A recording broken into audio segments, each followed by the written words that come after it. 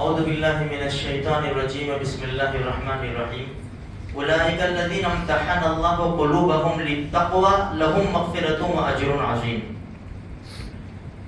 اللہ کا قرآن صحابہ کرام کی تعریف کرتا ہے، اللہ کا قرآن صحابہ کرام کی تعریف کرتا ہے۔ یہ وہ جماعت ہے، یہ وہ لوگ ہیں کہ جن کے دل کو برابر جانچا گیا تقوی کے لیے۔ لہم مغفرۃ واجر عظیم، ان کے لیے مغفرت ہے اور اجر عظیم ہے۔ یہ تو قرآن کا فیصلہ ہے، اور جا بجا اللہ تبارک و تعالیٰ نے صحابہ کرام کی تعریف کی ہے۔ اب صحابہ کرام کی تعریف کی ہے تو پوری جماعت صحابہ کرام کی آ گئی۔ دیکھو میرے بھائیوں، سب سے مقدس جماعت اس دھرتی کے اوپر اگر کوئی آئی ہے نا، وہ انبیاء کرام علیہ السلام کی جماعت ہے۔ انبیاء کرام، ہاں درجے آگے پیچھے ہے۔ تلک الرسل فضلنا بعضهم علی بعض، یہ رسولوں کی جماعت ہے، ہم نے ان کو بعض پر بعض کو فضیلت دی ہے۔ اسی طرح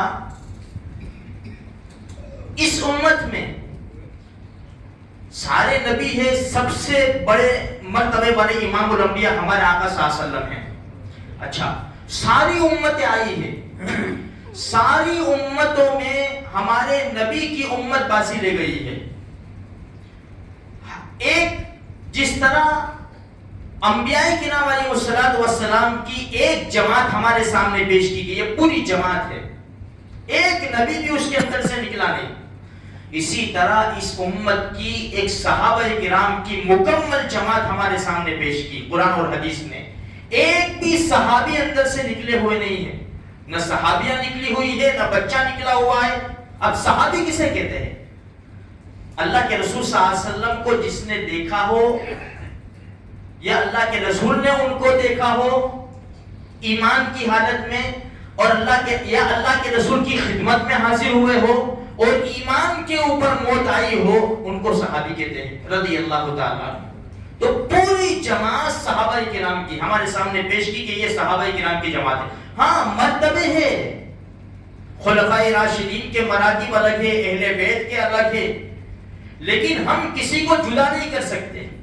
ہم حضرت علی کی تعریف کرتے ہوئے ابوبکر عمر رضی اللہ عنہما کو گالی نہیں دے سکتے، ان کی زبانی سنیں، ان کی زبانی سنیں۔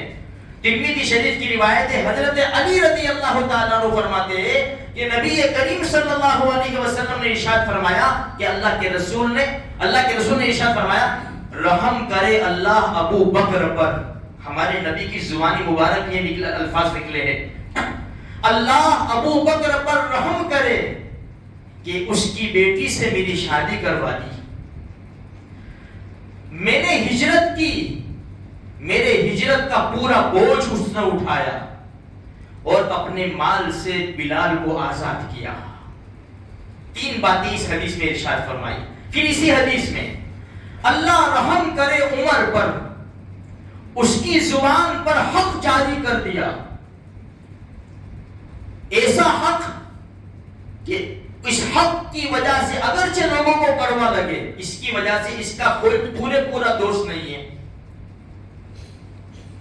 اللہ رحم کرے عثمان پر کہ جس سے فرشتے بھی شرم کرتے ہیں، اور اللہ رحم کرے علی پر کہ حق اس کے ساتھ ہے اور وہ حق کے ساتھ ہے۔ یہ اللہ کے رسول کی زبانی نکلا ہے، اور اللہ کے رسول نے کیا فرمایا؟ الصحابۃ کلھم عدول۔ فیصلہ ہو گیا، سارے صحابہ عادل، الصحابۃ کلھم عدول، سارے صحابہ عادل۔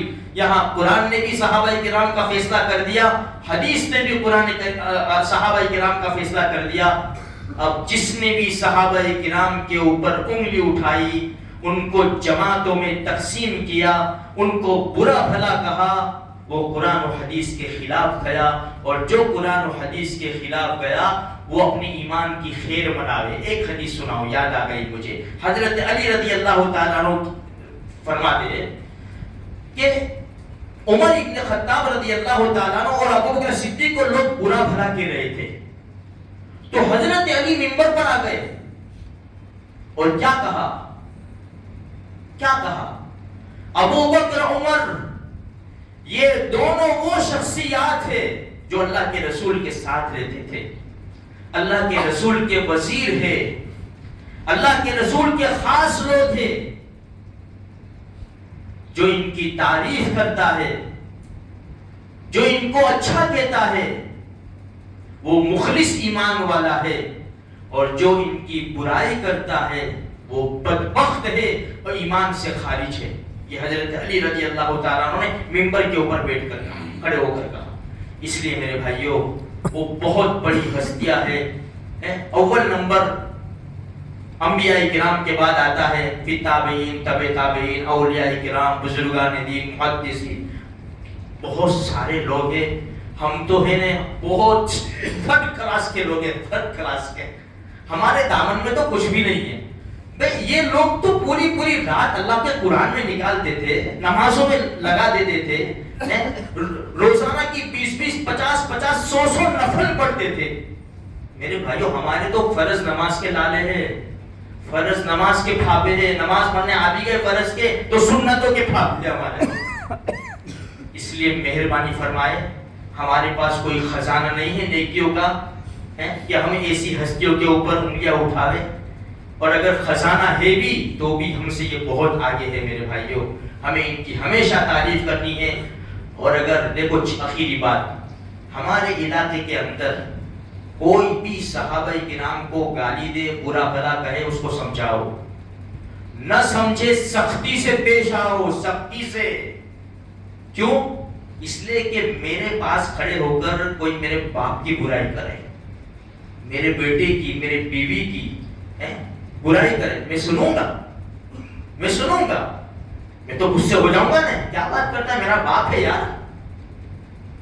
میرے بھائیوں کروڑوں باپ ایک صحابی کے خون کے قطرے کے اوپر قربان ہے، کروڑوں باپ۔ تو جب ہم کو یہ باتوں پر غصہ نہیں آئے گا تو پھر ہمارا ایمان ہی کہاں ہے؟ پھر تو ہم کو زمین کے نیچے چلے جانا اچھا ہے۔ بس اللہ تبارک و تعالی ہمارے ایمان کی حفاظت فرماوے اور ہمیں زندہ رکھے، تو اسلام پر زندہ رکھے، ہماری زبان سے کوئی ایسا جملہ نہ نکلے کہ ہمیں خبر بھی نہ ہو اور ہمارا ایمان زخمی ہو جائے۔ اللہ ہم سب کی حفاظت فرمائے۔